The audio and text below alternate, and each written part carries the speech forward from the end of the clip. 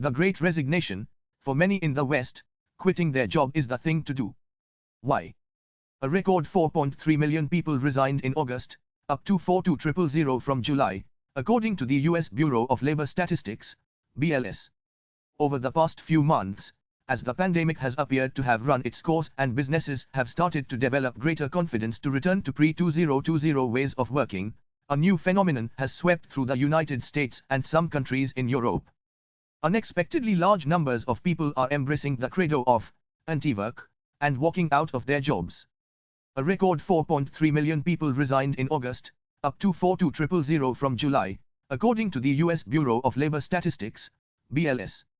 And just a year after the U.S. saw the highest rate of unemployment since the Great Depression, the quit rate, number of quits in a month as a percentage of total employment, rose to a series high of 2.9% in the Bureau's job openings and labor turnover summary.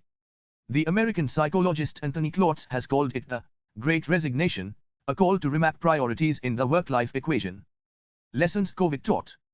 Living through and surviving pandemic lockdowns nudged many to see work-free living as a viable option. Grievances about low pay, unrealistic deadlines, and bad bosses bubbled up from subconscious depths to feed the impulse. Over the last year, the Reddit forum, r/anti-work, which has been in existence since 2013, gained over 920,000 followers and saw more than 1,400 daily posts on average. Who's quitting and why? A report in the Washington Post last month noted that the record quit numbers of August expands to 20 million if measured back to April. While those opting out of work include, prominently, employees in the retail and hospitality sectors, many were willing to switch jobs or to re-evaluate their options, the report said. The BLS summary said that in August, quits increased in accommodation and food services, plus 157,000, wholesale trade, plus 26,000, and state and local government education, plus 25,000.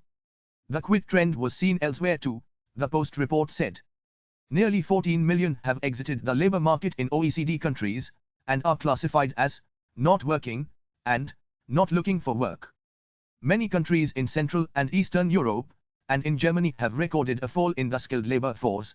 This, however, could be due to stronger social safety nets, the report said.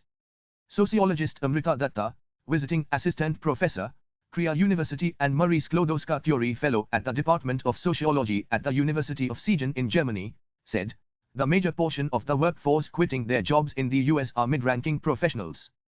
This also means that these workers have market values beyond their existing employers, and the experience and contacts to bag better job opportunities or choose startups, something that young professionals lack and senior-level workers cannot go for because their time's up. She had personally noticed a mushrooming of startups in Berlin, and many professionals in their late 30s and early 40s were joining them from India and China, Dr. Datta said. Or rushed to resign in India. The job market in India is obviously very different from that in the West, and no general analysis can be sufficient. Speaking of white-collar urban Indians, Pankaj Kapoor, managing director of the real estate data analytics company Liasis for Us, said the absence of social security and unemployment benefits meant the luxury of walking out of jobs was not available to most in India. But interesting post-pandemic trends are visible, Kapoor said. Remote working has made it possible for corporates and employees to have flexible work models.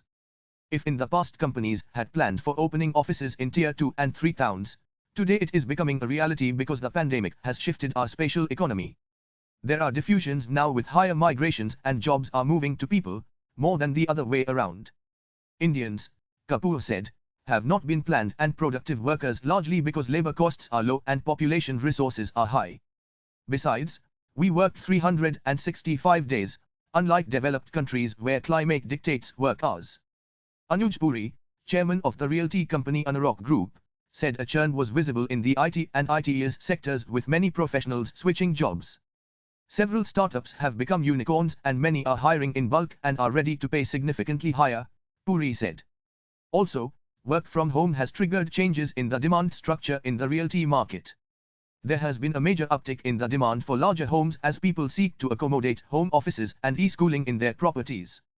This new dynamic prompted developers to offer new size configurations such as 1.5, 2.5 and 3.5 BHKs, Puri said. Out of the exhaustion and trauma of COVID could be emerging both predicted and unpredictable new ways of working and looking at work.